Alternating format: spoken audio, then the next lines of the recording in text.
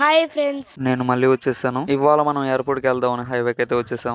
Naidupeta bus కోసం wait చేస్తుంటే Naidupeta bus అయితే వచ్చేసింది. ఇంకెందుకు ఆలస్యం బస్ అయితే ఎక్కేసాం. ఇంకా తర్వాత నాయుడుపేట బస్ స్టాండ్‌కి అయితే వచ్చేసాం. ఇక్కడ మన ఎలుక మామ ఉన్నాడు. ఇంకా మన పిల్లి మామ కూడా ఉన్నాడు. పోనీలే అని చక్రం ఇస్తే అది తినలేదు. నాకు తెలుసు మామ నీకున్నంత పిల్లి బలుపు ఏ పిల్లికి లేదని. ఈ పిల్లి మామ ఎలుక మామ కోసం ఎతకుతున్నాడని తెలిసింది. అందుకే ఎలుక మామని తరిమేశాను. ఇంక ఈ పిల్లి మామ మియావ్ మియావ్ అని ఎంత ఎతికినా గానీ ఎలుక మామ అయితే దొరకట్లేదు. ఎందుకంటే నేను ఉన్నాను కదా. ఇంకా తర్వాత అయితే మనం అయితే ఎడపూడికైతే వచ్చేసాం అనమాట. ఇక్కడ మన చింటూ మామ చూడండి నిద్రపోతానే ఉన్నాడు. అందుకే లైట్ వేసి డిస్టర్బ్ చేసేసాం. ఇంకా తర్వాత రాఘవేంద్ర స్వామికి దండం పెట్టుకొని బెల్లాన్ని నైవేద్యంగా పెట్టాడు మన సూరి. ఏంటి మామ ఈ ఊరు నైట్ చీకటి ఉండేసరికి ఏం గమనిలేదు కానీ మార్నింగ్ లేసి చూస్తే అర్థమైంది ఈ ఊరు ఎంత బాగుందని. క్రెడిట్స్ మాత్రం మన జగదీష్ కే. రాత్రి పనుకున్న చింటూ మామ ఇప్పటికీ నిద్రపోతున్నాడు. అందుకని నిద్ర లేపను అయినా కానీ వెళ్ళి పనుకుంటున్నాడు. ఈ విలేజ్ గురించి ఎంత చెప్పినా తక్కువే. చాలా పీస్ఫుల్ గా ఉంది ఈ విలేజ్ అయితే. నాకైతే బాగా నచ్చింది. మన అత్తమ్మ మన సూర్య వాళ్ళు అయితే గృహప్రవేశం అవుతున్నారు. సో అందుకే అందరూ దేవుడి పటాలు పూజకు కావాల్సిన సామాగ్రి అన్ని చేతిలో పట్టుకొని రెడీగా ఉన్నారు. ఇక గృహప్రవేశం అయ్యే ముందు అలా దిష్టి తీయేశారు.